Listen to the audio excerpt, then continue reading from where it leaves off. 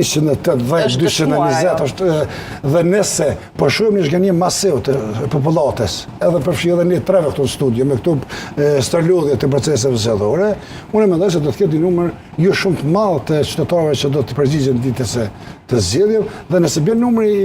i votave, unë bëhet shoh po të kenë pak më serioz tashmë, ka krijuar një stabilitet dhe ka një menaxhment serioz i cili funksionon tash, unë besoj në bëjë menaxhment, për shkak se është në një pritje të një procesi hala më të madh që pritet të ndodhë tash në fund të majit, eventualisht në fillim të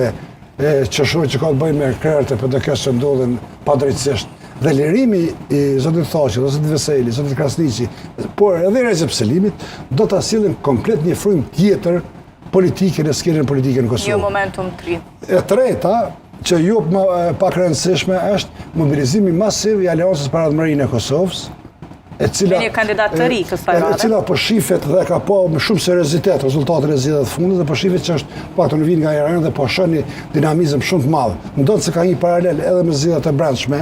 që mendoj që nuk kushton momenti, por po shoh shumë serioz në këtë garë dhe do të jetë pjesë shumë e fuqishme dhe e katërta në lojë për herë të parë, thash, serios do të kemi edhe një forcë që ka dalë nga lëvizjeve të vendosjes. Ndonë se jo serios në kuptimin e numrave, që më thonë 90% dhe 15%, e kemi edhe PSD-n, e cila me ato aktivitetet e saj simbolike që ishin më herët, bukur të këndshme, të lezetshme në kuptimin opozitor, është pjesë prapë brenda llojit. Pra, krejt këto forca politike e kanë një target, elektoratin e një organizimi të përbashkët, të çoroditur që është